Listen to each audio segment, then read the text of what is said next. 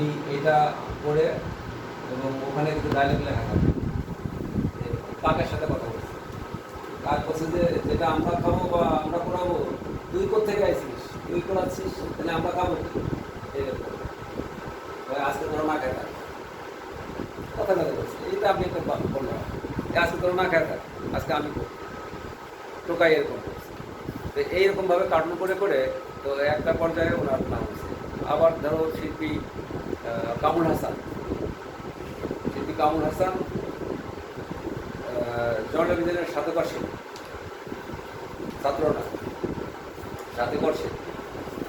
উনি ওনার কাজে দেখা যায় গ্রামের যারা হাঁড়ি পাতিল তৈরি করে, পুতুল তৈরি করে, ওরা যে রং ব্যবহার করে, ডাইরেক্ট রং, ডাইরেক্ট সবুজ, ডাইরেক্ট লাল, ডাইরেক্ট কালো, সেই কালারগুলো ওনার কাজের মধ্যে আমরা দেখতে পাই। একদম চেঞ্জ ওনার কাজটা, যেটা অন্য কোনো শিল্পীর মধ্যে আমরা পাই না। শিল্পী কামরুল হাসান, একে বলে পটুয়া শিল্পী, মাথায় রাখো, পটুয়া শিল্পী কাকে বলে? পটুয়া শিল্পী। তারপরে ট্যাপেস্ট্রি, ট্যাপেস্ট্রি মানে হলো বুনন শিল্পী, বুনন কাজ, কাপড়ের উপরে বা চটের উপরে সুই সুতা দিয়ে বুনন করে যে চিত্রটা করা হয় সেটাকে বলে ট্যাপেস্ট্রি। সেটা হাতে করে না, সেটা মেশিনে করে। আগে হাতে করতে, আমি মেশিনে করি। ড্রয়িংগুলো বের করে দিয়ে রেখে ওই জায়গাটা মেশিনে রংটা বসাই, বুঝলে? এগুলো করে করে করে করে পুরো একটা বিশাল আকারের একটা কাঁথার মতো একটা চিত্র তৈরি হয়। এটা চটের উপরে হলো, অথবা সুতির চটের উপরে হলো, আবার রেশনের চটের উপরে হতে পারে। এর উদ্যোক্তা বা বাংলাদেশে উৎপত্তি বা উদ্যোক্তা করেন শিল্পী রশিদ চৌধুরী। এই রশিদ চৌধুরী কিন্তু জয়ললিতার ছাত্র। এটাকে বলে ট্যাপেস্ট্রি। এইটা তো এখন ওনার কাজ দেখতে গেলে তুমি সংসদ ভবনের ওই যেখানে ইয়ে বসে, স্পিকার বসে, তার মাথার উপরে যে ইটা আছে, ছবিটা আছে, ওইটা দেখতে পাবো। এই ট্যাপেস্ট্রি করা। আর আরটা হলো এটা কি আমাদের ব্যাংকে আছে।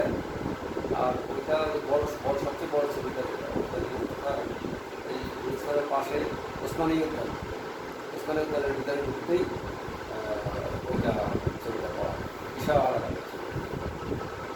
তো বাংলাদেশে উদ্ভাবন করেন, বাংলাদেশের এটা বিদেশে আগে কিন্তু পরে যাওয়া বলছিল যে সারা পৃথিবীতে ওনারই না, বিদেশে আগে তৈরি হয়েছিল, পরবর্তী বাংলাদেশে প্রথম শুরু করে। যাই হোক, আমাদের এই মোটামুটি বাংলাদেশ চ্যাপ্টার নিয়ে আমরা আলোচনা মোটামুটি সামনে এরকম। আর এই বিষয়ে যেহেতু তোমাদের কোনো কিছু পড়া নাই, এই জন্য তোমাদের কোনো প্রশ্ন নেই। হ্যাঁ, পরীক্ষা তাড়াতাড়ি হওয়ার কারণটা হলো এটাই, কারণ ক্যালেন্ডার তো বসে থাকে না। তোমাদের পড়া নয় পিছিয়ে গেল, তুমি হয়তো জানো না, তুমি হয়তো পড়ো নাই, তুমি প্রশ্ন করতে পারতেছো না, আমার কাছ থেকে কোনো উত্তরও পাচ্ছ না, কারণ তোমার জানা নাই, তোমার পড়া নাই, তাই না? এটা যেমন থেমে আছে, কিন্তু ক্যালেন্ডার থেমে নেই, অর্থাৎ আজকের দিনটা গেলেই একদিন চলে গেল, তাই না? তো এইভাবে এখন দেখো যে এটা যাচ্ছে তোমার হলো এই 7 জুলাই, তারপরে অগাস্টের শেষের দিকে তোমাদের পরীক্ষা দিতে হবে, বা সেপ্টেম্বরের প্রথম সপ্তাহে পরীক্ষা। হ্যাঁ, জুলাই শেষ সপ্তাহ চলছে, তার মানে অগাস্ট মাসে 1 মাসেই আছে, কথা কথা 1 মাস আছে। যে 1 মাসের ভিতরে তোমাদের সমস্ত কভার করতে হবে।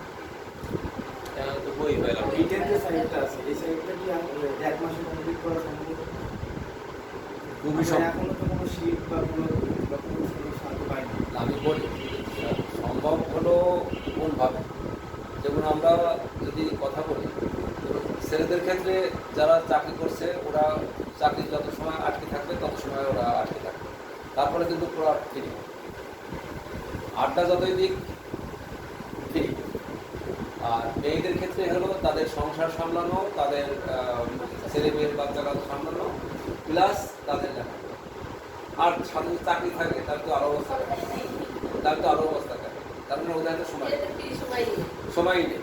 কিন্তু এদের সময় আছে রাত জাগবে, রাতে একটু পড়বে, কিন্তু ওটা এমনভাবে পড়ে দেখো রেজাল্টটা মেয়েদেরই ভালো হয় ছেলেদের থেকে।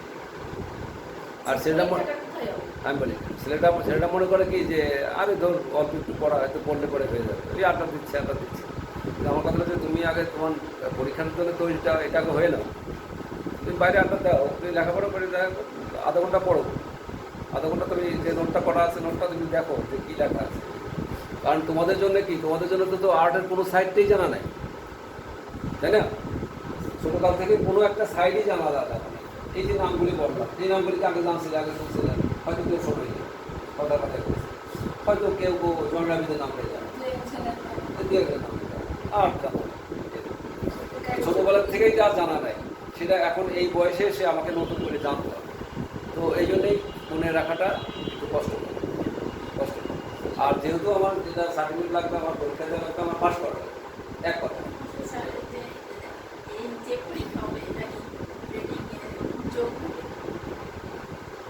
গ্রেডিংয়ে যোগ হবে কিনা আমি জানি না, তবে আমি শুধু এইটুকু জানি যে এখানে পাস করলেই যথেষ্ট। পাস করলে যথেষ্ট কি জন্যে? কারণ তুমি ধরো কথায় তোমার এলাকায় যে কটা হাই স্কুল আছে বেসরকারি বা যদি কারিগরি প্রতিষ্ঠান থাকে সেখানে আর্টিস্ট লাগে, তাহলে একটা স্কুলে একজন আর্টিস্ট লাগে। তোমার ওখানে যদি 10টা স্কুল থাকে হাই স্কুল, তাহলে 10 জন আর্টিস্ট লাগবে।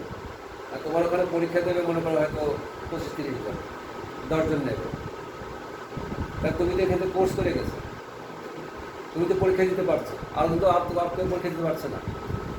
খালি শরীরপুরে আমি বলি না, তুমি ফরিদপুরে, তোমরা হয়তো ফরিদপুরে, তোমরা তো কেউ শরীরপুরে যাবে না। কি ব্যাপারটা খেয়াল করো, এরা সব ফরিদপুরে, এরা শরীরপুরে যাবেই না, তো শরীরপুরে যা চাকরি করবো নাকি এরকম।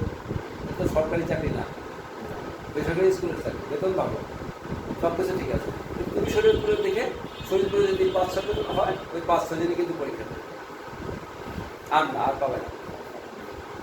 কি ঠিক না? আর পাবে না। ঠিক এই কারণেই অন্তত 5টা দরকার, সার্টিফিকেটটা দরকার, 5টা দরকার। আর ওই আমাদের যেহেতু সিলেবাস আছে না, আমি দেখছি সিলেবাস আছে, তোমরা নতুন হলেও এই সিলেবাসটা তোমাদের কাছে কভার করা খুব সহজ, কঠিন কিছু। এটা ওই আমাদের মতো না যে আমরা ম্যাট্রিক পাস করে কলেজে ভর্তি হয়েছি, ওই কলেজে ওই চাল করার অত ইতিহাস পড়ে কীভাবে শিখবো। আমাদের খুব কষ্ট হয়েছে, খুব ইয়ে হয়েছে, আমরা মুখস্থ করতে পারি নাই, আমরা করতে পারি নাই, জানতে পারি নাই। আর তোমরা তো এখন তোমাদের অনেক বয়স, এখন এই অবস্থায় তোমরা একটু ভোট করলেই বুঝে ফেলবা, জেনে ফেলবা। তোমাদের জন্য সহজ বেশি, আমাদের জন্য ছিল কঠিন। যার ফলে গিয়েছে আমাদের এই একটা বোতল আর একটা পাতা ড্রয়িং করতে লাগছে 1 মাস। আর তোমাদের 1 মাসে আমি শিখাইতেছি, কয়দিন ক্লাস করছি, কী শেখাইছি, পুরা কোর্স শেষ করে দিচ্ছি। যাই হোক, আমাদের মনে হয় 1 ঘন্টা প্রায় হয়ে গেল ক্লাসটা, তো আমরা একটু ব্রেক দেবো।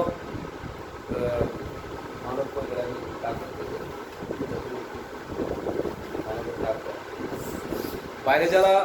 বাইরে যারা আসো, তোমরা তো আমার সাথে কন্ট্যাক্ট করতে পারছো কি না আমি জানি না।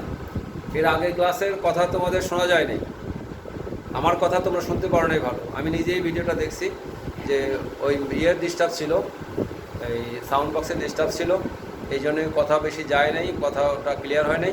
কিন্তু আমার মনে হয় যে এখন আজকে দেখতে পারো যে কথা ক্লিয়ার হয়েছে কিনা, কারণ বাইরে থেকে কোনো প্রশ্ন কেউ কিছু করছো না, বাইরে থেকে কেউ কিছু বলছো না যে আমরা শুনতে পাচ্ছি না, এরকম কোনো কথা আমার কানে এখনো আসে নাই। তো যাই হোক, আমি বাংলাদেশ চ্যাপ্টার নিয়ে আলোচনাটা শেষ করলাম।